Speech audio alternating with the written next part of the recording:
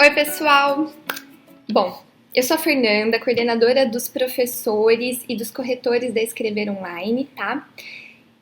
E tô gravando esse vídeo agora para falar para vocês sobre uma questão que às vezes aparece nos nossos textos, que é sobre a repetição de palavras. Principalmente quando a gente tem aquele tema que a gente não conhece muito bem, né? E a gente tende a ficar repetindo sempre os mesmos termos, principalmente os termos da proposta, né? Por exemplo, a gente teve um ano que a proposta foi relacionada à educação para surdos, né? E teve muitos textos que todo o tempo tinha essa expressão, educação para surdos, educação para surdos, educação para surdos. E quando há uma repetição constante de palavras, de termos, pode ocasionar sim um problema, né? Um problema em relação até à modalidade. Sabe por quê, gente? Vamos pensar. Se a gente fica repetindo sempre os mesmos termos, mostra que a gente não tem algumas habilidades com a norma culta. Presta atenção. Se eu fico repetindo muito, educação para surdos, educação para surdos, educação para surdos, mostra que eu não conheço sinônimo para essa expressão. Ou também mostra que eu não sei utilizar alguns mecanismos de coesão, como, por exemplo, mecanismos de anáfora, como o uso de pronomes, né, para substituir o termo que eu tanto estou repetindo na minha redação. Seja o uso de pronomes ou, inclusive, né, na língua portuguesa, a gente pode omitir, ou melhor, né, ocultar, não omitir, gente, desculpa, ocultar certos termos na língua, até porque, por exemplo, a gente pode falar a educação para surdos é importante para o sistema de inclusão, pois a educação para surdos irá atuar num grupo específico. Não ficou cansativo? Ficou. E se a gente trocasse essa educação para surdos é importante para um grupo específico? Se a gente trocar essa expressão, a educação para surdos, por ela, ou por esse tipo de educação. Vê, não dá um enriquecimento maior nessa frase? A educação para surdo é importante para o sistema inclusivo. Ela, aliás, é relevante para um determinado grupo. Não mudou? Não deu uma enriquecida na sua frase? Deu, não deu? Isso vai ajudar a enriquecer mais a sua redação, tá? Além de repetição de palavras, às vezes a gente tem repetições de ideias, né?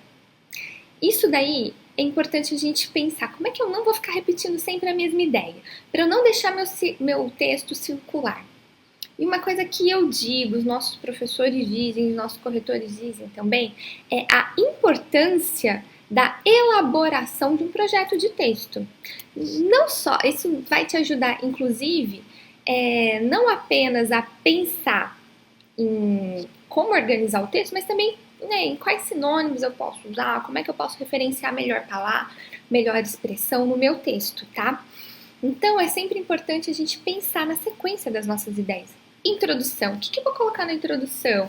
Qual que é a minha tese, o meu recorte daquele tema, né? E como é que eu vou desenvolver isso?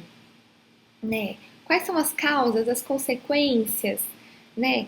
Quais são as consequências desse problema para a sociedade brasileira, para a educação, pensando em educação para surdos, pensando nesse grupo, pensando na questão da inclusão.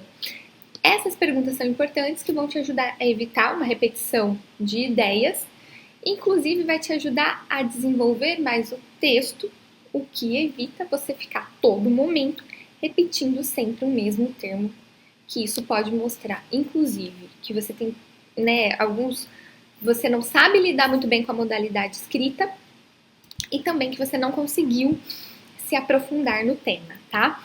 Uma dica fundamental para que vocês possam melhorar nesse quesito para evitar repetição de palavras, nada mais é do que ler.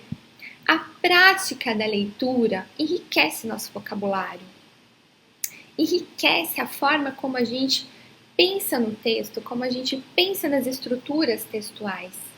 Isso vai ajudá-lo muito no momento da escrita. Então não tem o que fazer, gente, é ler. Leiam textos de diferentes gêneros discursivos.